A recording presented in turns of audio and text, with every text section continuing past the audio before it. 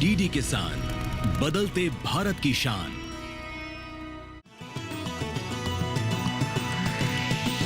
DD किसान, बदलते भारत की शान।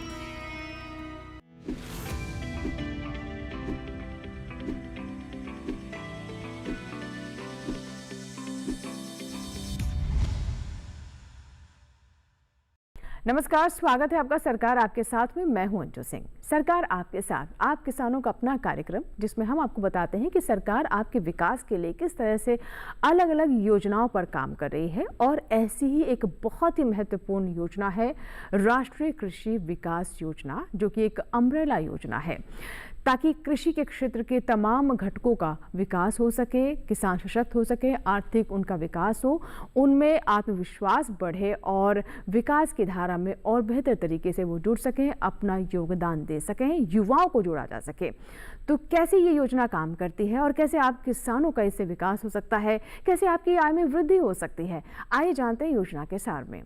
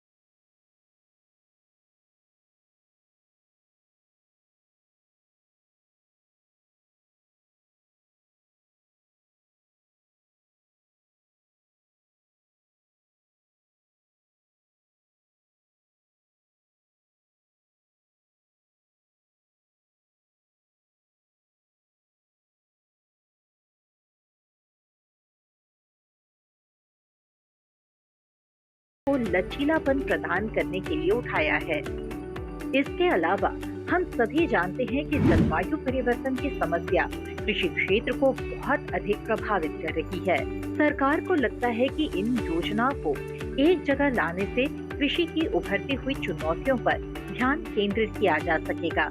ऐसा करने से पोषण सुरक्षा, स्थिरता, जलवायु लचीलापन, मूल्य श्रृंखला विकास और निजी क्षेत्र की भागीदारी को मजबूती मिलेगी। इसके अलावा राज्य सरकारें अपनी जरूरतों के हिसाब से एक व्यापक रणनीतिक योजना तैयार करने में सक्षम होंगी। साथ ही राज्यों की वार्षिक कार्य योजना यानी AAP को व्यक्तिगत योजनावार मंजूरी देने के बजाय एक बार में ही स्वीकृति दी जा सकेगी।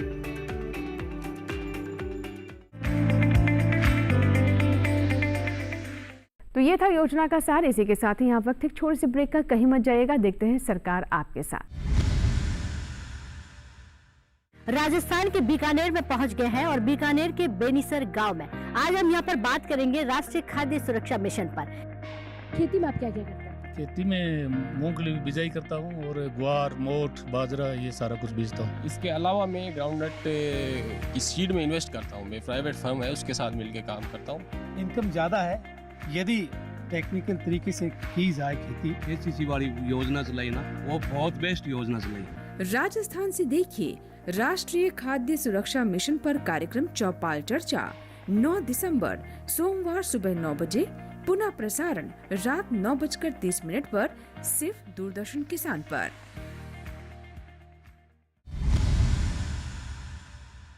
ब्रेक के बाद आपका स्वागत है। आप देख रहे हैं सरकार आपके साथ, जिसमें आज हम बात कर रहे हैं राष्ट्रीय कृषि विकास योजना के बारे में।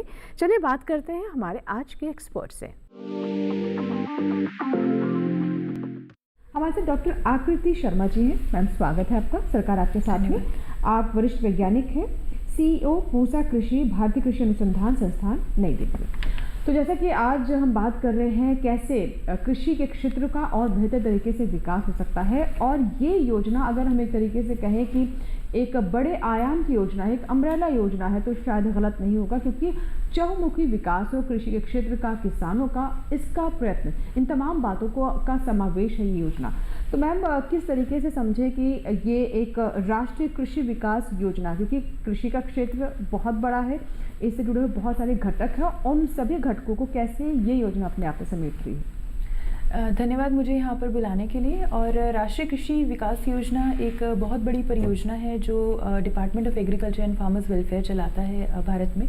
और इस योजना के तहत जो हमारे राज्य हैं उनको कुछ अनुदान आवंटित किया जाता है उनके एक्शन प्लान के बेसिस पर, जिसके अंदर अब तक 9000 प्रोजेक्ट्स जो हैं वो विभिन्न राज्यों को सैंक्शन किए गए हैं, जो बहुत सारे अलग अलग बहुत सारे अलग अलग डोमेन्स के अंदर होते हैं, चाहे वो मशीनीकरण है या चाहे वो अगर खेती से जुड़ी कुछ एक छोटे जो किसानों को तकलीफें होती हैं उससे रिलेटेड है, या फिर अगर एक बड़े लॉन्ग टर्म इंफ्रास्ट्रक्चरल प्रोजेक्ट्स हैं तो उसके अंदर जो है वो स्टेट गवर्नमेंट को अनुदान दिया जाता है। स्टेट गवर्नमेंट भी अपना कॉन्ट्रीब्यूशन देती है और इस तरीके के प्रोजेक्ट्स प्लान किए जाते हैं, सेंट्रल गवर्नमेंट को सबमिट किए जाते हैं अंडर RKI, और इस तरीके से ये स्कीम जो है वो चलती है। और इसके अंदर एक बहुत महत्वपूर्ण एक कंपोनेंट है जो agri innovation and entrepreneurship cell है, जिसके अंदर कृषि से जुड़े स्टार्टअप्स को प्रमोट किया जाता है, उनको बहुत सारे तरह की सहायताएं प्रदान की जाती हैं। तो वो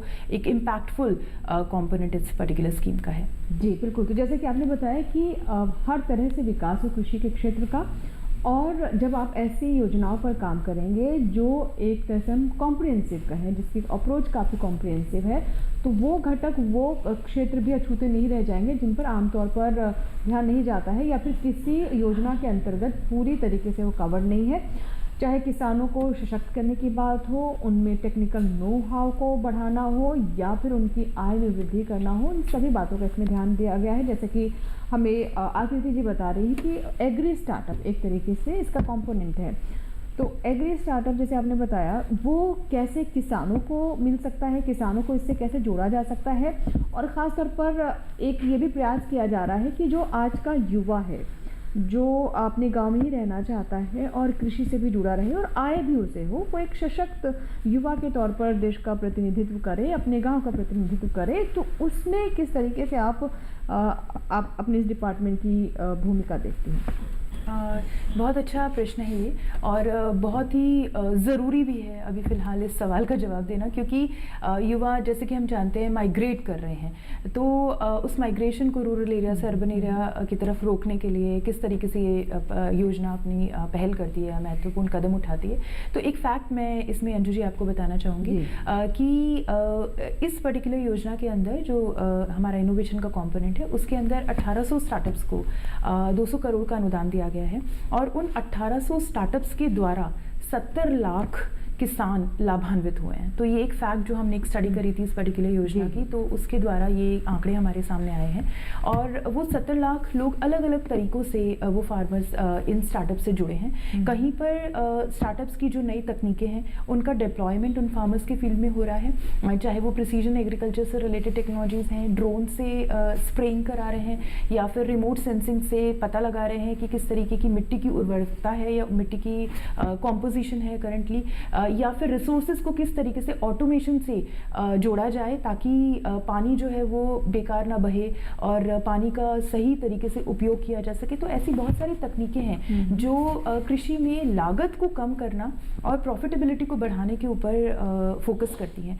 तो उन तकनीकों के माध्यम से किसानों को लाभ दिया जा रहा है, उनको शिक्षित किया जा रहा है उन्नत तकनीकों के लिए, और साथ में उनके जो बच्चे हैं जो कुछ पढ़ लिख लिए हैं या कॉलेजेस में जा चुके हैं, वो उनको बेटर समझ पा रहे हैं। जैसे हमने एक रिसेंटली एक सर्वे किया जिसके अंदर सॉफ्टवेयर एज अ सर्विस, एक SaaS करके एक टर्मिनोलॉजी आती है, उसके अंदर किस तरीके से किसानों को की आय में फ़र्क आया उसकी वजह से।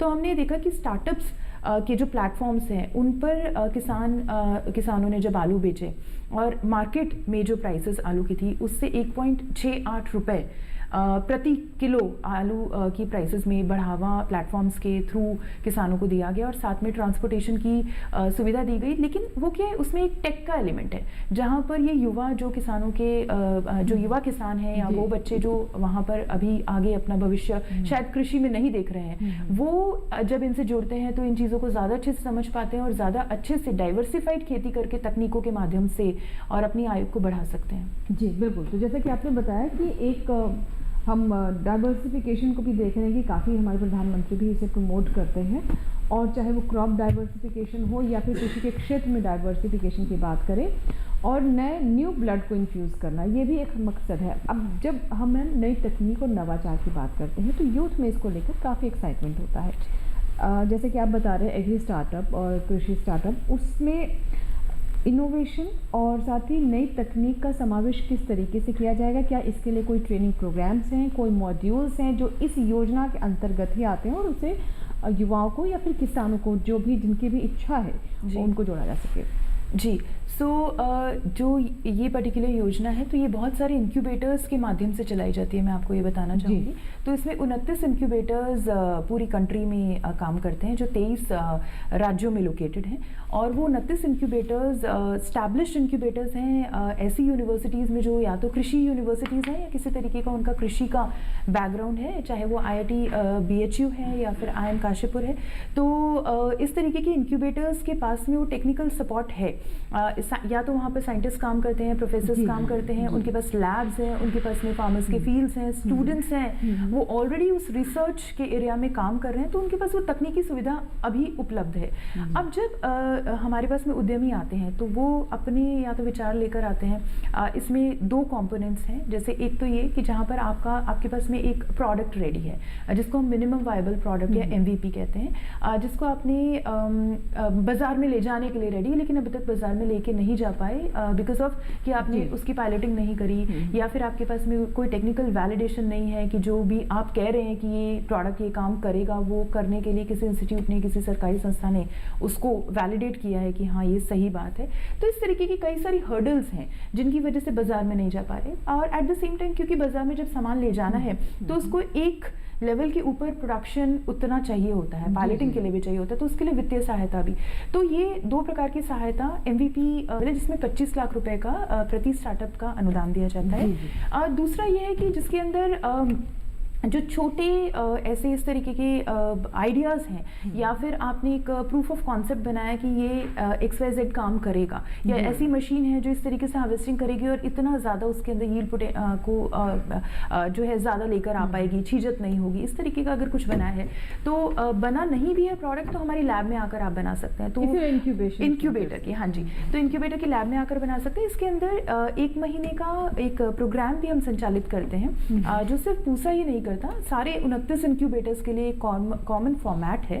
सारे 29 इंक्यूबेटर्स इस तरीके का एक महीने का प्रोग्राम संचालित करते हैं जिसके अंदर आपको उद्यम लगाने की, उद्यम करने की बारीकियां सिखाई जाती हैं, और टेक्निकली हम एक मेंटर के साथ में जो हमारे इंस्टीट्यूशंस में होते हैं, रिमोट सेंसिंग के एक्सपर्ट हुए या फूड के एक्सपर्ट हुए, उनके साथ आपके 1-on-1 सेशंस कराते हैं सो दैट कि आपके प्रोडक्ट में अगर कहीं भी किसी तरीके का अभी कुछ कमी पेशी रह गई है तो उसको बेहतर बनाया जा सके। इंक्यूबेशन सेंटर, मैं दर्शकों की जानकारी के लिए बताऊं, किसानों के लिए, कि एक तरीके की व्यवस्था, एक सेंटर है जहां ऐसे आइडियाज़ को पोषित किया जाता है। अगर वो आइडियाज़ बेहतर होते हैं, अगर आपके पास ऐसे इनोवेशंस हैं, ऐसे नवाचार से जुड़े हुए आपके पास प्रोजेक्ट्स हैं, तो उनको लेकर ना सिर्फ आपको ट्रेनिंग दी जाएगी, आपके हैंड होल्डिंग यानी आपका मार्गदर्शन किया जाएगा और वित्तीय सहायता के लिए उसे आगे रिकमेंड भी किया जाएगा जो इस तरह के सेंटर से। अब मैं आपसे जानना चाहती हूँ, क्योंकि ये योजना सेंटर की है लेकिन हम ये भी जानते हैं कि कृषि राज्य का मसला होता है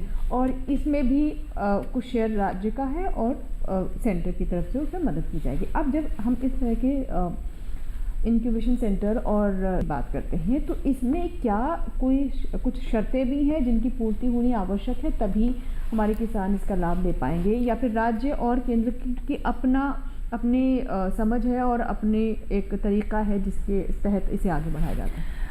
देखिए, इसमें ऐसा है कि जो अम्ब्रेला स्कीम आरकेवीवाई की है, उसके अंदर राज्य सरकार को वित्त आवंटन किया जाता है, वो एक अलग कंपोनेंट है। जो स्टार्टअप वाला कंपोनेंट अभी मैं आपको बता रही हूँ, innovation and agri entrepreneurship cell का जो कंपोनेंट है, उसके अंदर राज्य सरकार की तरफ से कोई वित्तीय मदद नहीं है। पूरा का पूरा पैसा department of agriculture and farmers welfare देता है, और ये पूरी की पूरी ग्रांट इन एड है। ये किसी तरीके का लोन नहीं है, किसी तरीके की इक्विटी पार्टिसिपेशन इसके अंदर नहीं कराया जाता है। ये अनुदान रूप में स्टार्टअप्स को दिया जाता है। और इसके लिए मुख्य बात ये है कि आपको स्टार्टअप इंडिया की जो DPIIT की डेफिनेशन ऑफ स्टार्टअप है, उस पर खरा उतरना होगा।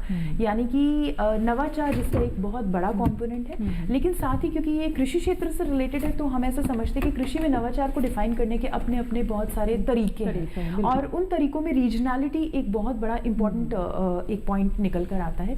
तो उसका बहुत ध्यान रखा गया इसके अंदर। इसीलिए जो 23 स्टेट्स के अंदर जो इंक्यूबेटर्स स्टार्टअप्स को प्रमोट कर रहे हैं, ले रहे हैं स्कीम के अंदर, और पैसे ये वित्तीय अनुदान दे रहे हैं, वो इंक्यूबेटर्स अपने राज्य से ही स्टार्टअप्स को लेते हैं। जो वो स्टार्टअप्स या वो लोग जो उनके राज्य में किसानों को किसी तरीके का लाभ पहुंचाने की कोशिश कर रहे हैं, उनके प्रॉब्लम्स को समझ रहे हैं, उनके लिए कोई तकनीक डेवलप कर रहे हैं, या उस राज्य के ही युवा हैं जो ये इस काम को आगे बढ़ा रहे हैं, तो हम एक रीजनल एंटरप्रेन्योरशिप इकोसिस्टम को प्रमोट करने पर बल देते हैं इस स्कीम के तहत। जी मैम, अब एक चाहे किसी भी योजना को आप उठा लें, कृषि में बात की जा रही है सस्टेनेबल ग्रोथ की, सतत विकास की, और ये तो बहुत बड़ी योजना है और बहुत घटकों पर इसमें ध्यान दिया जा रहा है।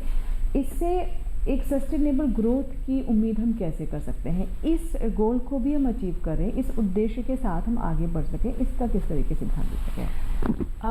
Definitely sustainability hand in hand चलती है कृषि के साथ में। और जैसा कि हम जानते हैं कि पिछले बहुत सालों से इतना नेचुरल रिसोर्सेज का दोहन हुआ है, जिसकी वजह से कृषि की हालत जो है वो काफ़ी कमज़ोर होती जा रही है। तो उस केस के अंदर हम सस्टेनेबिलिटी का एक हमने फोकस एरिया रखा हुआ है, जिसके अंदर प्रिसीजन एग्रीकल्चर भी फॉल करता है या वेस्ट टू वेल्थ भी फॉल करता है। तो जैसे कि अगर ऐसी समस्याएं हैं जिसके अंदर जैसे पराली की समस्या है अभी, तो उस समस्या के लिए भी किस तरीके के सॉल्यूशंस जो हैं वो स्टार्टअप्स लेकर आ रहे हैं। अगर पानी की समस्या है, जैसे कि पानी फ्रेश वाटर सप्लाई जो है वो धीरे धीरे कम होती जा रही है, ईंधन की समस्या है, तो उसके लिए किस तरीके से हम इस तरीके के नए बायोफ्यूल्स डेवलप कर सकें जिनकी मदद से जो ईंधन की समस्या है वो सॉल्व हो सके। किस तरीके से इस तरीके की मशीनें बनाई जा सके जो सोलर पावर्ड हों, जिससे हम सनलाइट को कैप्चर कर सकें। किस तरीके से पानी की खपत को कम किया जा सके, कैसे हम इस तरीके से ऐसे प्रोडक्ट्स बायो फर्टिलाइजर्स यूज़ करें जिसकी मदद से केमिकल फार्मिंग को हम कम कर सकें, और साथ के साथ बेहतर आवक और बेहतर प्रोडक्टिविटी फार्मर्स के लिए दे पाएँ। तो इस तरीके के सॉल्यूशंस के ऊपर बल दिया गया, और इसी तरीके के सॉल्यूशंस जो स्टार्टअप्स लेकर आते हैं उनको हम इस पर्टिकुलर स्कीम के अंदर सपोर्ट करते हैं। जी जी। अब मैं आपसे जानना चाहूँगी कि एक मकसद ये भी रहता है कि जो अंतिम व्यक्ति है जो पंक्ति में खड़ा हुआ है उस तक हर योजना का लाभ पहुँचे, वो सशक्त हो, वो आर्थिक और वित्तीय तौर पर भी और सशक्त हो। इस तरह के कदम उठाया जाए। हर जो सरकार की योजनाएं हैं वो कृषि के क्षेत्र को तो खास फोकस में रखा गया है। उसका मकसद ये रहता है कि किसी तरह का डिस्क्रिमिनेशन ना हो और एक जो स्टैंडर्ड अप करने का प्रयास किया जा रहा है वो दिखाई दे। तो ऐसे में ख़ास तौर पर वो जो भूमिहीन किसान हैं या छोटे किसान हैं, सीमांत किसान हैं, या फिर वो युवा जिनके पास पूंजी नहीं है लेकिन आइडियाज़ हैं, इच्छा है, मनोबल है, तो उन्हें कैसे इसमें समावेश किया जा रहा है उनका? दोनों के लिए बहुत अच्छी अपॉर्चुनिटीज़ हैं इस योजना के अंदर। एक तो ये कि मैं ये बताना चाहूँगी कि हमारे पास बहुत सारे ऐसे स्टार्टअप्स आते हैं जो फार्मर टर्न्ड एंटरप्रेन्योर्स हैं, जी जी। जो बहुत पढ़े लिखे नहीं हैं।